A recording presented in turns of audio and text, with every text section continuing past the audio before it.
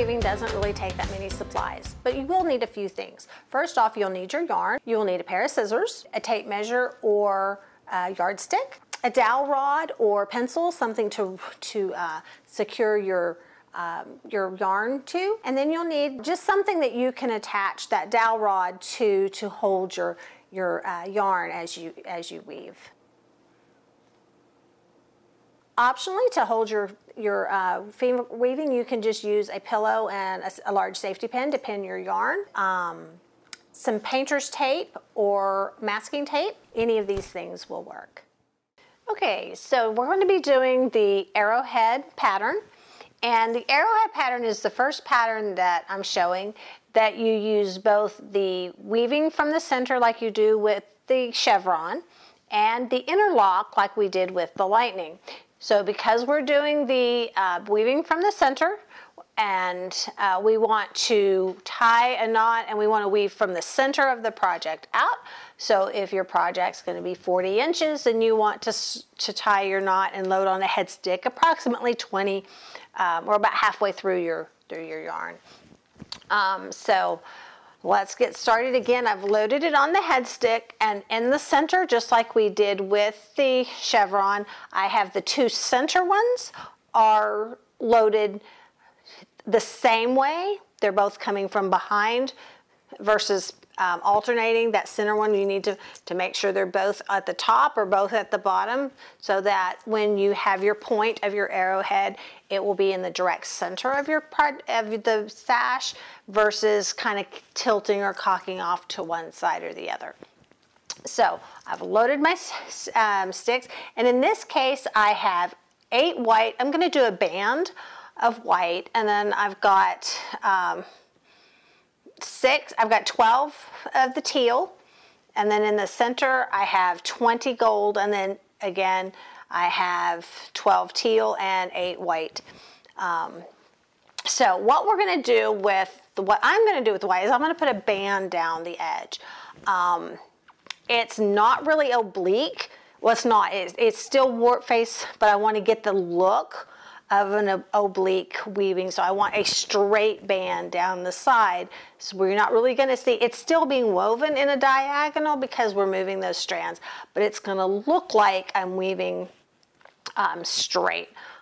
So excuse me, so that's what we're going to do with the white. So that's a little bit different, but again, it's woven the same way. You're going to use the interlock technique to change strands from the white to the teal, just like you would when we're going to start the arrowhead and go from the teal to the orange, or the gold in this case. So let's get started. We're going to start from the center. So I'm going to find my center. 6, 2,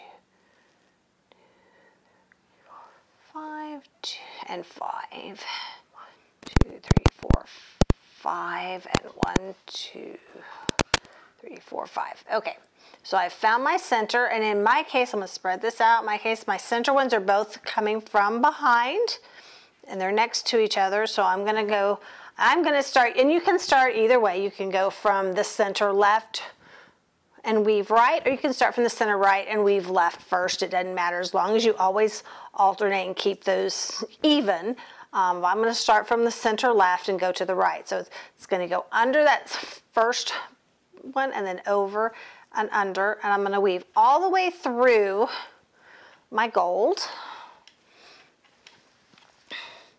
Then when I get to the teal or the turquoise color, since I have 10, or I have 20, but in this half I have 10 gold, I'm going to weave 10 into the turquoise. So I have 1, 2, 3, 4, 5, 6, 7, 8, 9, and 10. And then right there is where I'm going to overlock, like we did with the lightning. I'm going to take my yarn, it goes over it, so I'm going to wrap it around behind it, drop it in, and pick up my turquoise and carry my turquoise over. So in this case, because I want to create a straight band, I am always going to overlock my teal with the first white that I come to. So I'm going to just overlock that and then take the white on out to the end.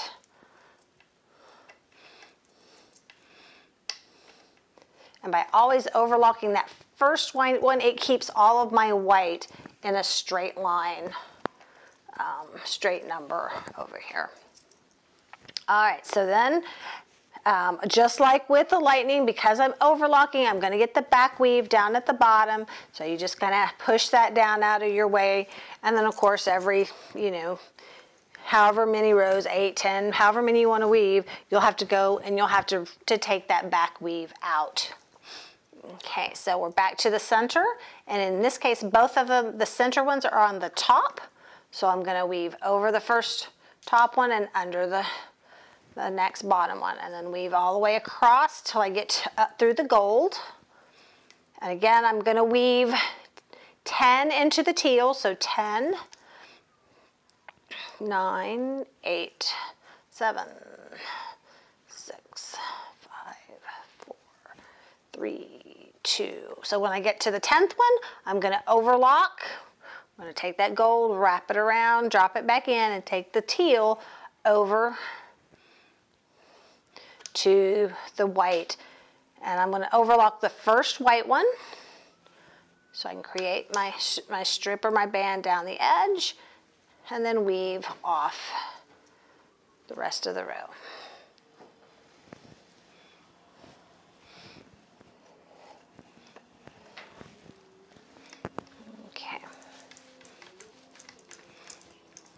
Okay, so that's the first row. So we're going to go back to the center and we're going to do the same thing, except this time, as we get to the end of the gold,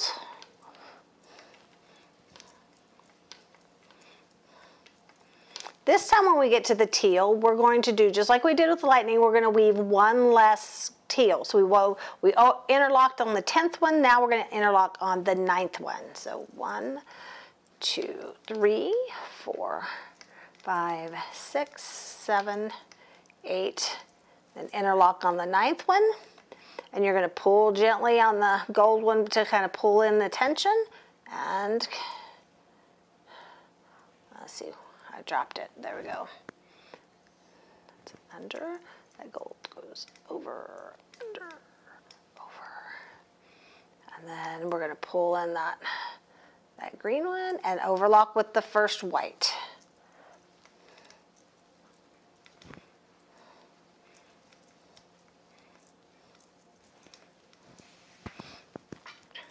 Okay, and my white one's going to drop back in behind, and the new left is going to sit out. Push that back weave down and go back to the center, and we're going to weave to the left. Again, all the way through the gold and to the 9th teal. 1, 2, 3, 4, 5, 6, 7, 8, 9, and overlock, and to the end of the teal. And we're going to overlock this first white one and take the white all the way out. When you're picking your numbers of yarn, again, you have to have even numbers. So if you notice, I had 8, and then I had 12, and then I had 20, and then I had 12, and then I had 8. But you also want to make sure that in the arrowhead, that the arrowhead will be formed in the center. You want to make sure that the strand or the color on the outside, on either side of that center arrowhead, you have at least as many of the same of that color. So like I have 20 gold, I want to make sure that I have well, in halves I have 10. So I want to make sure that in that 10 I have at least 10 or more teal. So in this case I had 12. So I have more than 10, but you wouldn't want to go like 10 gold and then 8 teal. So you want to make sure you have at least the same number of the bordering color as you do of your arrowhead color. So we're back to the center, and again we'll just take that center left and weave it right. And this time we're going to do the 8th teal. So 1, 2, 3, 4, 5, 6, 7, 8, and overlock. And just weave to the end of the teal. And overlock that first white one. You do not have to put a border on the arrowhead. I just like the look, and this sash is actually going to be for my son, and he likes the look of the band, so I've put that on. That's just a look I like, so a lot of my arrowheads I put that band. But if you're going to do more bands of, 2 or 3 bands of arrowheads or whatever, you may not want that band, and that's perfectly fine. All right, back to the center, we're going to weave to the left, and again we're going to weave 8 teal to the 8th teal with our gold. So there's 1, 2, 3, 4, 5, 6, 7. There's the 8th one. We're going to overlock it, and then the 2 gold, and then finish out the teal. Overlock the first white and weave to the end.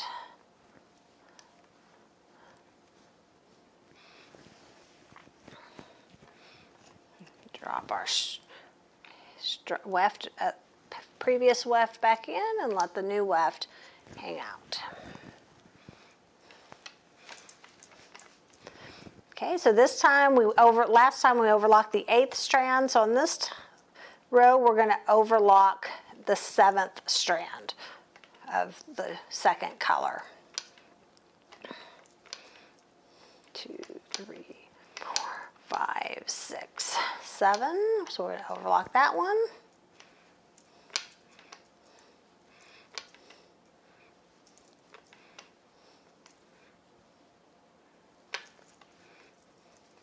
And just remember to be careful because we are overlocking those strands. Overlocked strands don't tend to want to lay where they're supposed to. They tend to want to kind of drift the direction that they were overlocked, that weren't going before they overlocked. So you have to kind of make sure you pull, watch your row ahead and pull in the next strand as it's where it's supposed to be. Don't let it laying out of order kind of confuse you. You have to be sure and pick that up in the right order. Okay, so we're going to do the 7th one of the teal. 1, 2, 3, 4, 5, 6. Just like we did on the other side. So that's 7.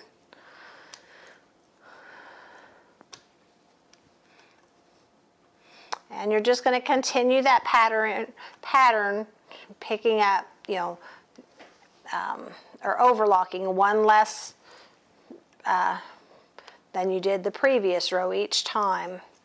And if you lose count, it's pretty easy. It will be the first, it'll be the last strand before your previous overlocked strands. So, okay, so I'm on the last row. There's only two strands left, one on each side of the color.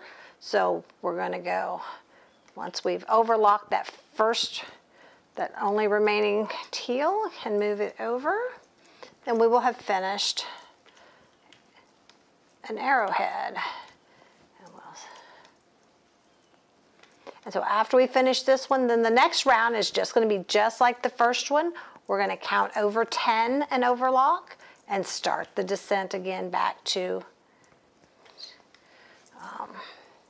the center. So once you've done all of your rows, then you're just going to keep repeating that same pattern over. Overlock the 10th, overlock the 9th, overlock the 8th, the 7th, 6, 5, 4, 3, 2, 1, then start back over. Overlock the 10th, the 9th, the 8th, the 7th. And so it's just going to keep going with that pattern until you get the length, half of the length of the project that you're wanting to do. So again, if you're wanting to do a 40-inch sash, then you want to weave about 20 inches in this direction before turning it around.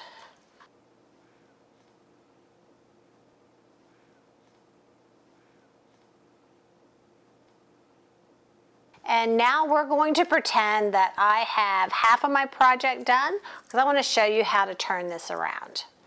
So let me tie this off. And so again, I'm just kind of tying a string around it. I'm not going to actually finish tying these off till I make sure when I've weaved the other side, just in case I want to adjust the length a little bit to get the eye or the center pattern where I want it in the length of the sash. So I just kind of tie it with another string to keep it from falling apart or unweaving while I'm working with the other side. So let's take this off.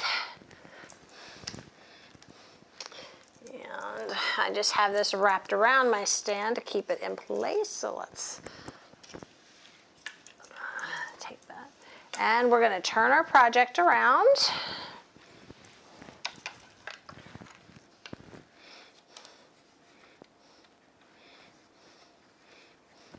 Okay, so then we're going to secure it back to the stand. So just wrap that yarn a couple of times to keep it in place where I want it to be.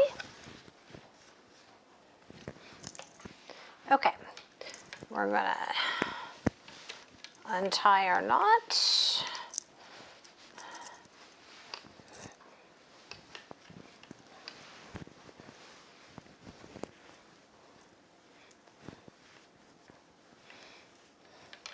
Kind of untangle our strands.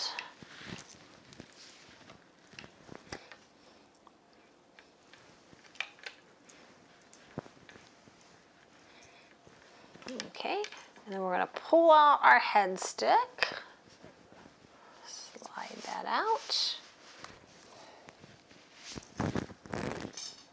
All right, again, we're going to just straighten these strands out so it comes straight from the same order that I wove it in on the other direction.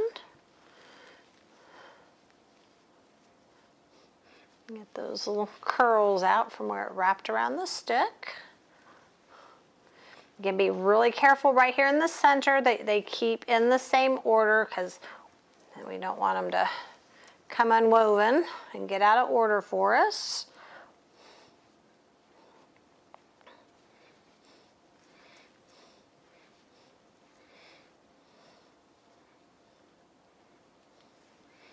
Okay, you will notice once I pull this out, and it's more noticeable the wider your project is, it's a little more noticeable. These actually are on the diagonal, which is what happens when you finger weave, it's all on the diagonal. So to make that straight and come down the other side, the tension is going to be just a little bit different to try and keep that nice and straight. And fill that out a little. So, all right. Get our yarn untangled. And we'll be ready to weave the next side.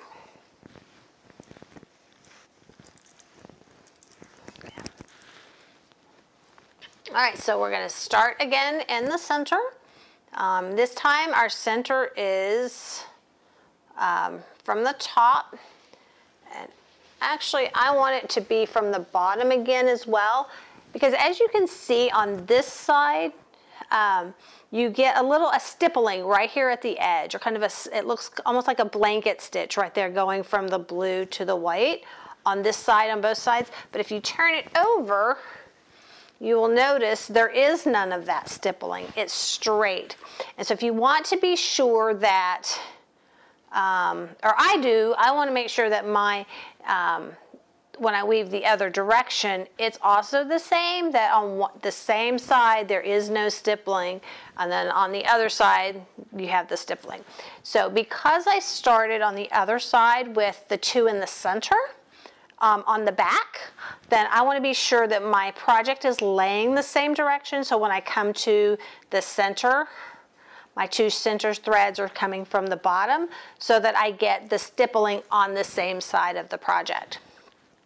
All right, so We're starting with a 2 on the back, and we're going to, just like we did before, it's going to go over and under, and over and under, all the way across the gold. So we're going to go to the 10th. 1, 2, 3, 4, 5, 6, 7, 8, 9, 10, and we're going to overlock it, and then take the blue out to the white, the same process that we did on the other side. Overlocks with the first white one, and then weaves out to the end.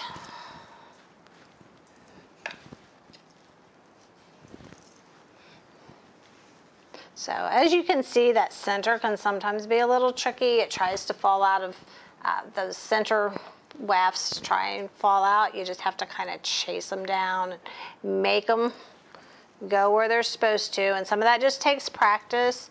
So just have to 2, 3, 4, 5, 6, 7, 8, 9 on the 10th one. So on that center, you just kind of have to really watch the row above it and see which thread, which strand, yarn strand is the, the next one to go.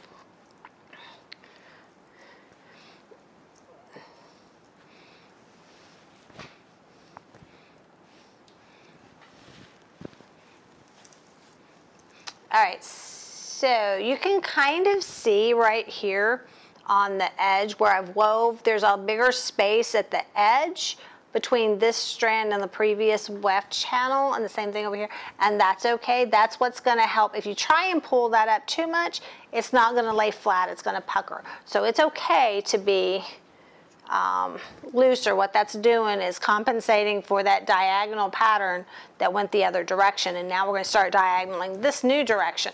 So you've got to leave that little channel space right there, that shed space right there to even out the pattern and keep it nice and straight and laying flat. So the last row we overlocked the 10th one, so now we're going to overlock the 9th one.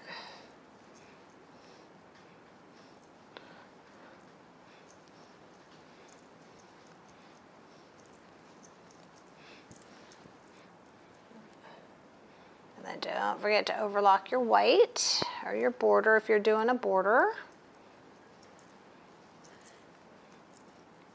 You want to be sure and not pull the weft when you overlock and you're adjusting that tension. You want to be sure not pull it too much, because then you get kind of puckering and it doesn't lay flat here in the center.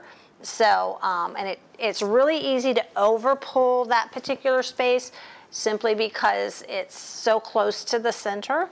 And so just be sure and don't pull that too much. You want to kind of make sure it's going to lay flat and has enough yarn room.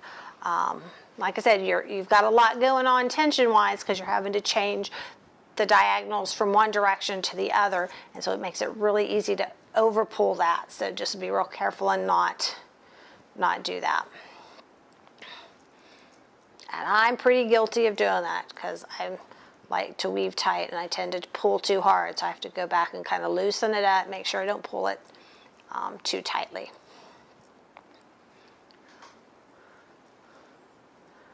And so I overlocked the 9th one.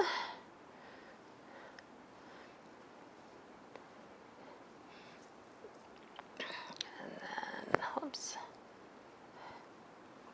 that one's trying to get out of order, so let's make sure it hits the right. Overlock the 9th, there's the 10th. That white overlock there is trying to move over, so just make sure it stays in its place. And overlock the first white one.